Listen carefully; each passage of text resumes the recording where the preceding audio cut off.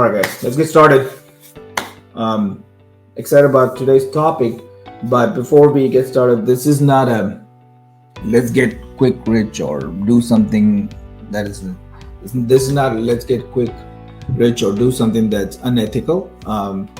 As entrepreneurs, every problem presents an opportunity, and the coronavirus COVID-19 is an opportunity if you look at it from the right angle. Don't get me wrong, this is a serious pandemic. A lot of people are getting sick, a lot of people are dying. So I'm not trying to marginalize that. They are definitely, everybody should stay healthy and safe.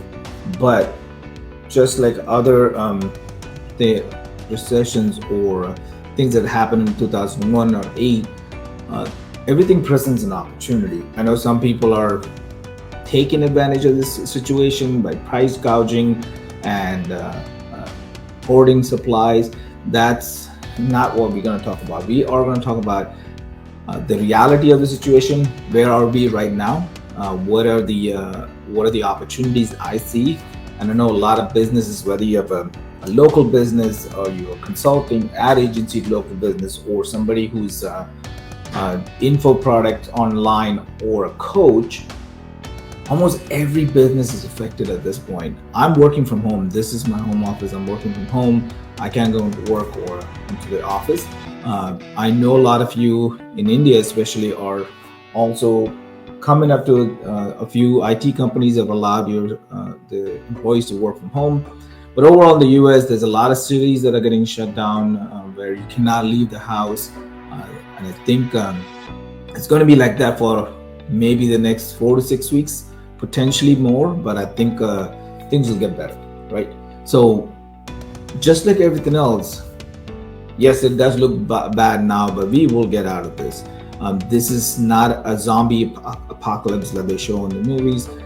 This is a serious pandemic, but we will get out of this, and there will be a day tomorrow after the night, right? So we have to be safe, practice social distancing, make sure you, even if you're young, cover up sneezes and make sure you don't you spread the disease, right? So all that stuff you guys know, you're watching TV, so I'm not going to highlight that.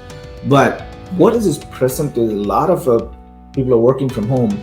A lot of businesses are now closed, at least in the US, are closed 6 to 8 weeks. I think it's going to happen like Chennai. I just read the message that they're closing the borders to the city to question everything that's coming in and out. So if you look at it, if you look at China, if you look at Italy, they are like the leading edge. India and the United States are kind of things that the virus thing is picking up right now and the action around it, right? So we need to, this is reality, serious thing. Let's all be safe, but it also presents an opportunity and things are going to get better and we are going to get out of this, right? So everybody's concerned. So I want to talk about a little bit of the concerns that people are having. What if the economy goes into the tank? There have been serious recessions. We always come out of it, right? So even if it's 2001 was 9 months, 2008 was a couple of years, but regardless, we'll come out of it.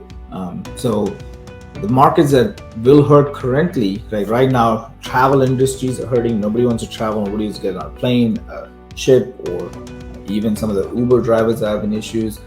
It just, things are happening in the travel industry that's hurting them. High-end fashion, nobody's thinking about fashion because nobody's going out, everybody's staying inside. And you can't have more than 10 people in Austin, especially. Other cities like 200, 250 people. So conferences are getting shut down. Concerts are getting shut down. Restaurants are hurting for sure. They cannot be open for business because you can't have more than 10 people in it. So they've asked to close down restaurants. Gyms also are another industry that is hurting right now. But these are the industries that are hurting. So I want to pivot to what is the industry that will always, what I'll call them as evergreen industries, right?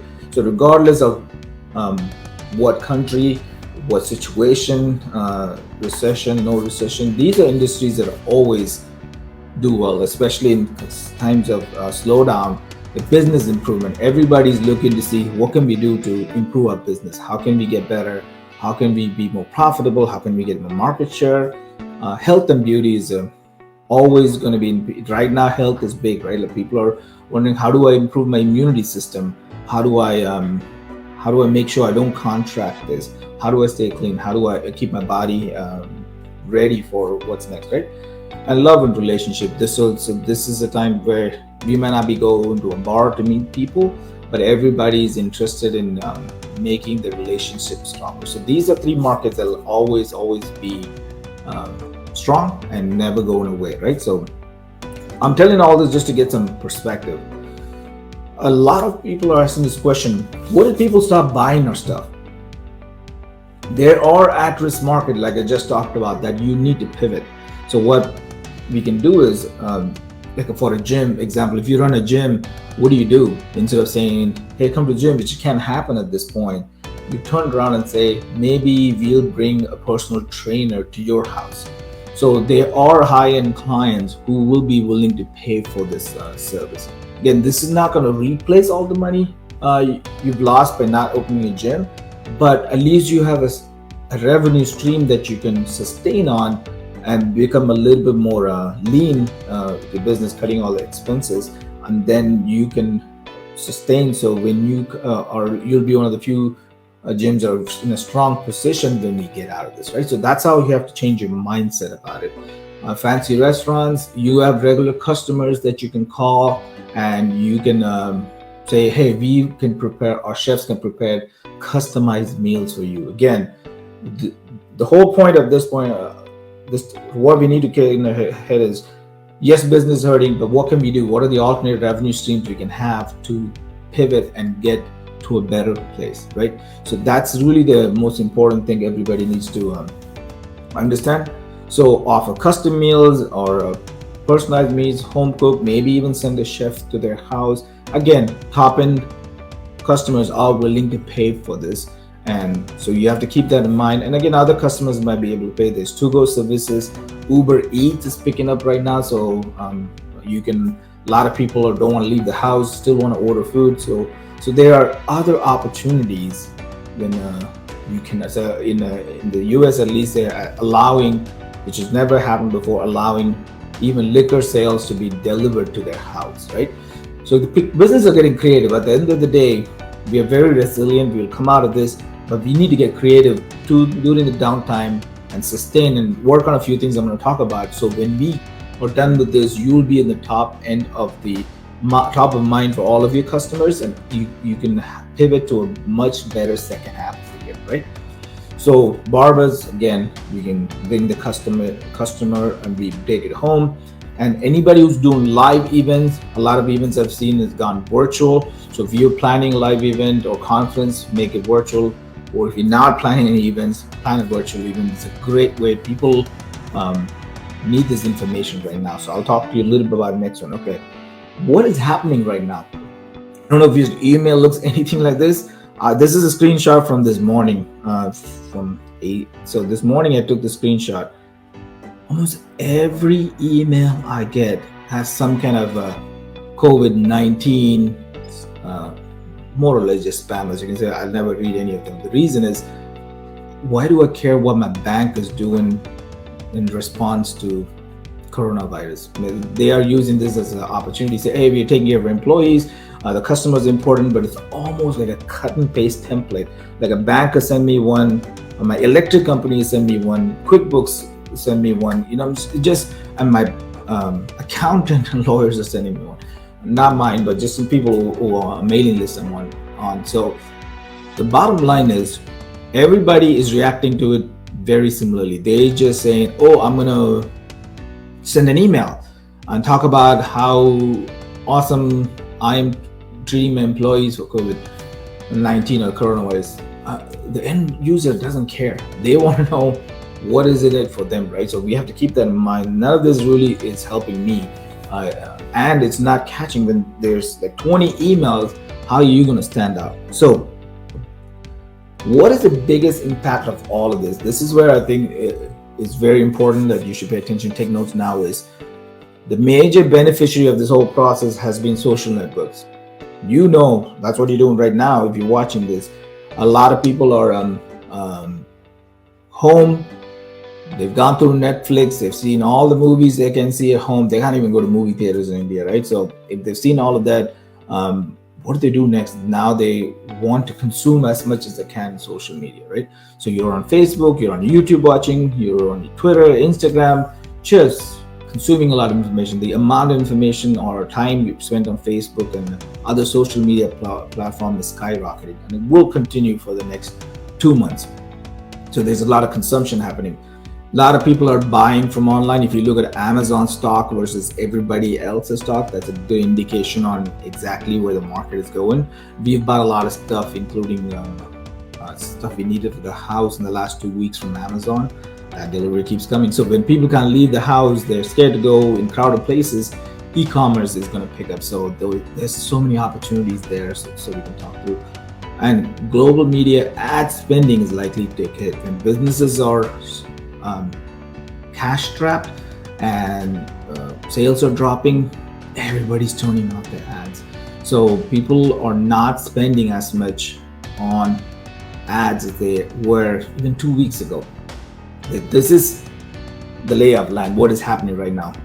So what can you do, right? So I'm going to talk to you about what exactly you need to do to come out of this, right? So what I am doing and what I want you to do is double down on your outreach. What that means is, if you have a mailing list, if you have a customer list, if you have on your Facebook page, on your website, doesn't matter. Make sure whatever you were doing, continue to do that and more. So if you were doing Facebook lives like I'm doing, do more of it. People are consuming a lot of information right now. So make sure you send your message out to the world, okay?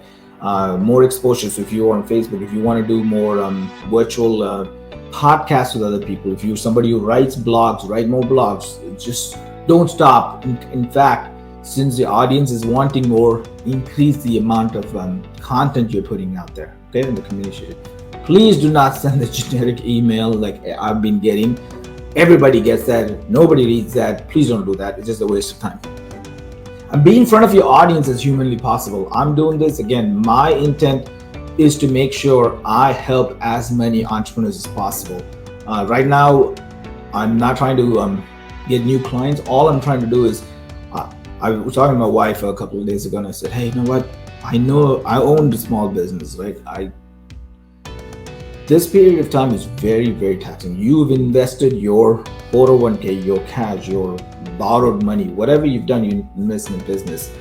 And the next 8 to 12 weeks are going to make or break your business. And I do not want to lose your life savings, your dream, your investment, and your message to the world. I want to do whatever I can to help as many people as I can to weather the storm and not only come back on the other side feeble. I want you to be stronger than before this 8 weeks, right? That is my intent, and I'm going to try to help as many people as possible. So what do you do? What is it? So first thing, all of you have an audience, should have an audience if you have a business that you're running. So address the concern the same way I'm doing right now. Give them helpful information and then tell them what's next, right? So this is a rinse and repeat process. Address their concern, give them helpful information, and tell them what's next. So some data points I want to share with you. Again, a lot of this information I'm sharing right now has been influenced by Frank Kern. I've been listening to him. Is this somebody I resonate with? And he's feels like a pretty honest guy. And again, from concepts, I really enjoy learning from him. So some of the data I was looking at from my personal and what he's talked about is cost per clicks are down almost 50%. What that means is, if it took you $1 to get a lead, now it's 50 cents. For in your case, if it's 50 rupees for a lead, you can get one for like 25 rupees now. So why wouldn't you do that, right? So keep that in mind. Yes, you're not making money, but your leads are lower. And if you continue to work on and build your leads and build your audience, how much better will you be in 8 to 12 weeks from now? So just think about it. Our customers are stuck at home. They're bored. They want to be, they want to learn. They want to do something instead of just watching TV. They are going to buy from somebody. It should be you. I mean, just because they're home, it doesn't mean they're not buying. I've been buying a lot of courses just because I love self-education. I've been buying courses from Tony Robbins, from Franklin, just everybody I can. I'm using this time to make myself better, right? So you should be doing the same, and your customers will be absolutely doing the same. So they're buying from somebody, it should be you. Again, I'm not, this is an opportunity, right? We put aside all the seriousness of the disease. That's the medical professional is taking care of it. I'm not a medical professional. All I know is from a business perspective, there's an opportunity there, right? So they're stuck at home. They are going to buy from somebody. It should be you. And your cost of acquisition per customers is 50%. You basically getting a great deal if you're working on that right now. Okay. I'm just looking at the screen to make sure everything's good. Okay. I'm going to take a pause here. So I want to check if there's any questions. Okay, perfect. So there's some, if there's any questions, please put it on the chat and I'll look at it. So I'm going to talk through some examples on what you can do. Okay. Let's say you're an ad agency that works with local businesses. Maybe they are restaurants, gyms, or just some local businesses in India that you work with, right? So how am I going to get more customers? So that's one of your most important questions that as a local ad agency and your customers are asking the same question, right? How am I going to get more customers? So at this point, many customers are looking for in-home options, right? The ad costs are cheaper. Everybody's in social media. So this is the same for across the world. Everybody's doing that. So what do? You schedule a call with your customer, not the end customer, your local business as an ad agency. And you tell them, hey, let's schedule a call, a strategy call. Let's plan for what we need to do for 90 days. And if you're a restaurant, let's talk through what are the delivery options you have. Is there chef or custom meal prep options that we can talk about? Again, a lot of these businesses, what they are doing is they're cutting employees right now. They can't pay for it, but they can't cut rent. They have to pay for rent, the equipment, and they have to keep their core employees. So they still have a cost associated with it they need to cover. So you have to look for alternate revenue streams that can help them weather the storm, right? So you set up a strategy session with them and then come up with a 30, 60, 90-day plan for them to be out of this. So that's what you're doing is you tell them, I'll go back to a slide. You address their concerns, you give them helpful information and tell them what's next, right? So that's what we're going to be doing is we address their concern that they are looking for customers and how we're going to do this. You tell them about the lower cost for getting leads, and everybody's home consuming, and they want in-home options. So how do we handle it? So that's how you come up with the plan. So let's say you're a business coach and you're concerned that your business is dropping off, no one is buying. The reality is customers are home and it's even cheaper to reach. The same reasons. So ask them to register for a webinar, schedule a strategy session, and then if you're selling a course, sell a course or sell your things, right?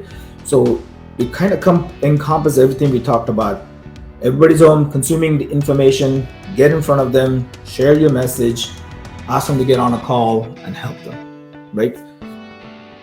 The local business, so you say, so you don't fall in those categories. You actually are a local business, and how I'm going to survive this slowdown. So when I say local business, you're a brick and mortar. You have to physically open your door for customers to come in, restaurants, gyms, massage parlors, all of them need it, right? This is going to get over at some point. Your job at this point is to be stronger when it gets over. So the customers will start buying again. Who are they going to buy from? You have to stay on top of mind to customers. So how can you do that? Train your staff, have virtual meetings with your team members, figure out what the plan is. And when I was a small business owner, I had so many to-do lists. I always wanted to clean up my email list, but never got to it, right? And now you can prepare a strategy and pre-designed posts, blog posts, social media posts for the next 30, 60, 90 days. So there's a lot of work to be done. So now that you've gone lean, you've shedded the extra weight, you are going to have to plan for the next 30, 60 days and get in front of the people, right? So you're going to have to email to write, phone calls to make, social media posts to make, live videos to do, get a plan together, right? So if you do that, then in the next 30, 60 days, you are going to be in a much better place than any of your competitors, I can guarantee you. Because most of them, Not only local business, most of the other competitors, online people, as soon as they saw this happen, they got spooked. Turn off the ads. They're sitting at home wondering what to do next. That's where you're going to get an advantage by doing these things I'm telling you is you know exactly what to do next. You're going to double down on your exposure, reach, and communication. Stay on top of your customers' mind and help them get through this.